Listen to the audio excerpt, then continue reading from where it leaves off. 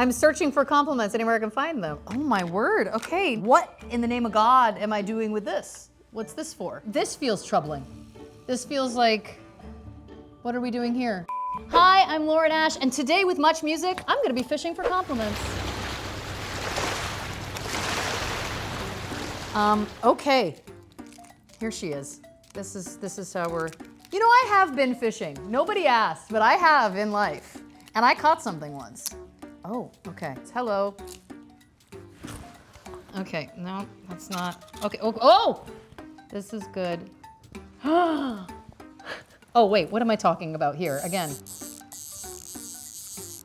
You recently posted about an ordeal you went through where a piece of tuna got stuck in your stove. Yes, I did. So the tuna fell and went directly down into this hole. It's into this? Shouldn't be opening this. This is something to do with gas.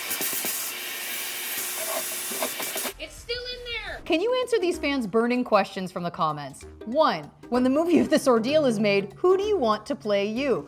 Now, listen, I've often been compared to a young Jodie Foster in the face. They're the same picture. I don't know whether Jodie's available. I know there's also a bit of an age differential, but if I could get her signed on to play me, I think that we would be able to suspend our disbelief. I think that she'd bring something to the role. Okay, number 2, how long did it take to wash the vacuum?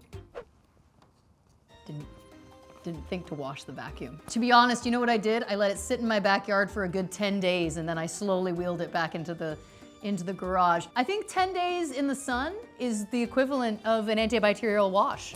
Rick from Kansas says Dina would know what to do. And you know what? You're not wrong. I think she would have known what to do. I think those are the times that I am reminded that she and I are actually quite different. I mean, to be honest with you, I think that she probably would have started where I started, which was, let's get out a drill and try and take apart parts of this oven, which I have now been told was actually part of the gas mechanism, and had I opened it, it would have been an extremely dangerous and potentially toxic explosion in my kitchen. Really on there tight, almost as though you're not supposed to be doing this. But I think if nothing else, she would have stayed calmer than me. I had a real crash out about this. And finally, a compliment. Smee333 says, well done, bravo, bravo, bravo. You had to go through the process of elimination to get to the shop vac. Take the win and be proud. I know I am. Wow. That actually is very meaningful. I mean, when's the last time somebody told you that they were like proud of you? Especially from a stranger. Thanks, Smee. Where's Captain Hook? I know, right here. Oh, that was a better cast. You have a podcast called True Crime and Cocktails. I do. If you could commit any crime, what would it be? What cocktail would you drink while committing the crime? Love this question. I don't have a desire to do arson, but I do think I could get away with it. I don't want to necessarily also give away my plan, but let's just say it involves a lot of wigs. It involves a lot of wardrobe changes, and it involves having a ride or die, AKA my co-host Christy Oxborough, who is willing to lie for me under oath, okay? And I'd like to do it with a Cosmo in hand. You know what I'm saying? Let's burn it down, ladies. Now I recognize, if somehow I am ever embroiled in a crime, this clip is going to come back to haunt me in court. But if that happens, and I am being broadcast in a courtroom, may I just say, how fabulous do I look? You know what I mean? Come on. This was one of my favorite games at the fair as a kid. You remember that? You go fishing for the little, it was like a little disc thing. Everyone's a winner. Your debut album is called Call Me When You Get This. Who's the first person from the Superstore cast you called to celebrate your album release? Well, let me tell you, the first call that I made was technically before the album came out, and it was to my dear friend Mark McKinney, and I said, hey Mark, you love me, right? And he said, of course, Lauren, what do you want? I'm kidding, he doesn't talk like that. But I said, will you help me do a promo for social media to announce my album dropping? And he said, of course. And so you can put a clip in now. I'll wait for that. We'll pause for the edit. Don't you have an album dropping called Call Me When You Get This, like right now? It actually just came out. That's fantastic. Excuse me, can you tell me where I can find the toilet paper? I'm sorry, I don't work here. We don't work here. Yeah. You both really look like you work here. I'm sorry, but I don't know what you're talking about. Ow!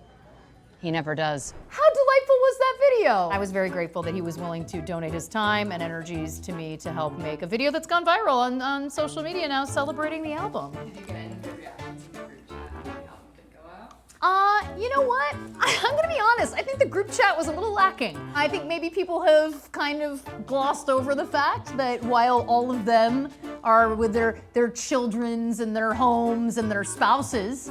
There are some of us that are celebrating life in other ways, because there are different kinds of accomplishments in this life, and all I'm saying is, would have liked a little more of the jibba jabba.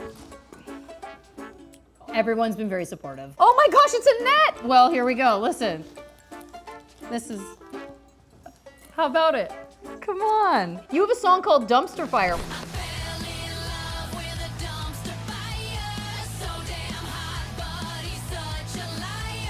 What's the most dumpster fire moment you've had on set and on stage? Okay, when we shot the pilot of Superstore, I have a very long monologue where I'm talking about the specifics of a bullet. This is towards the end of the episode. You can insert that clip now. Actually, you probably can't because of copyright things, but anyway, every time the camera was on the other side, on the other actors, I gave this speech note perfect. And when it turned around, I could not get the words out. It was something about a brass jacket. That's all I remember, like and I pulled out the bullet from my pocket. Anyway, it haunts me. It was an absolute dumpster fire. It was in the first week of shooting on the show, and I was like, I pray that they don't fire me over this. I'm kidding, I never feared getting fired. I was obviously very talented. My most dumpster fire moment on stage was during Dumpster Fire when I was performing in Hamilton, Ontario. I came out, I got jumping and dancing, absolutely lost myself in the music, didn't sing the second verse. Didn't sing it. But the good news was that the song hadn't been released yet, so nobody knew. Oh no, there's a second net! This is craziness. Oh my goodness. Here we go. What artist would you most want to go fishing with?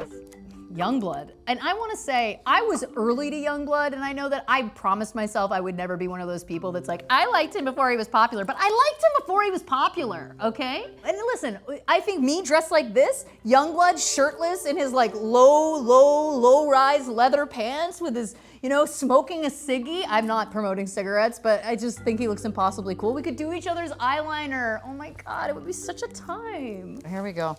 Final. Fishing for compliments. Let's go. Huh. You posted a video of your Instagram algorithm and it heavily featured the artist YUNGBLUD. And this is legitimately what my feed was. Hello. Let's talk about Bloodfest. You're a fan. If YUNGBLUD were to collaborate on a song off your album, which one would you choose and why? Listen, this MuchMusic account, I've seen your following on TikTok. You've got, what, 5.4 million followers on there? Crank out a clip. Let's get the word to YUNGBLUD. YUNGBLUD, if you hear me, just give the album a listen. I don't know, it's not a big deal. See what you think. Call me when you get this, okay? Call me when you listen. Taking this question seriously because I'm so flustered now. I'm just thinking about YUNGBLUD and those lips and his face, and he's so much younger than me, but it's okay. It's all right. I'm not being a creep. If he took the high harms on the choruses with me in Diet Coke and Lexapro, Just let me go. I need Diet Coke and Lexapro. get out of here. Come on, YUNGBLUD, what are you doing with your time? Just being a rock star, playing like every event? Surely you have time for Canadian Lauren Ash. Did you watch Superstore though? This was an absolute delight. I hope you enjoyed it as well. Check out my album, Call Me When You Get This, anywhere you stream music. And also, I'm going on the road, Canada. LaurenAsh.band. I'm taking to Ontario, Quebec. Come join me. Get your tickets now while you still can. Beautiful! What a pleasure! Oh my God, that's a one-woman show.